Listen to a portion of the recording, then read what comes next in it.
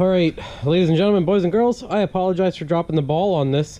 I can't remember in my head the last time I shot installing something and got rid of the footage somehow. I think I filmed over it or deleted it and thought I got everything off the camera. It must have just slipped my mind, and I apologize. So, Wentzler Precision Engineering has these shifter covers, and they can provide power or grounds. It depends on how you order it from him, and they've been a very interesting product. Like, I've been interested in them before, and he recently was like, they were trying to figure out, you know, who could review them or test them or do stuff with them so more people would see them, and my name came up. I think Bewley, John Bewley, Little John Motorsports, recommended me to give it a whirl, so thanks to him and Wentzler for shooting me this.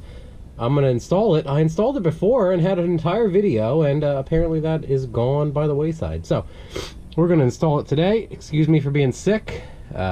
Most of my recent videos, I am totally sick. Nothing I can do about it. So we're going to install it on my B&M shifter here.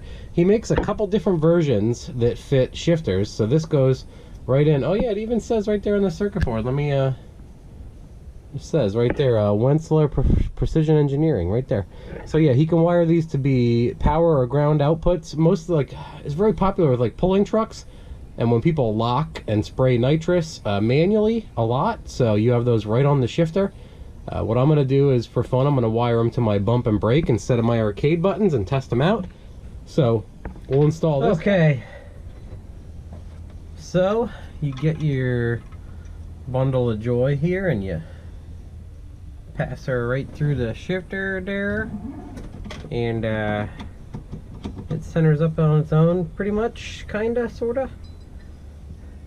Looks good on there. And we put the bolts right in. His kit includes the bolts. You can put your stock screws, Allen key, whatever you want to call it. I'm just tossing the ones I had in it right back in it. So dink, and then dink, tight enough, looks good. And then please excuse the cold, boys. There's that channel where you can tuck the wiring and your nice harness that comes with it, a loom I should say, not harness. And for fun, this one's the Wentzler side. We might as well put the B&M one on the other side. What do you guys say? Mix it up a bit. Do both and both. He gives you both sides for his, but we'll do half and half, just because. So that's how we'll rock it. One side that side, one side the other side. So we're ready to go. So I'm gonna wire this guy up, and then I dropped the other screw, so I didn't put it in yet. Apologies. So it's ready to rock. We'll I'll check his wiring diagram real quick, and we'll set up the inputs and outputs and see how they do, and then next time we go to the track we'll test her out. Okay, ladies and gentlemen, boys and girls, I have it wired up to the recommended power and ground, and I have this button as the trans brake and this one as the bump. So if we power everything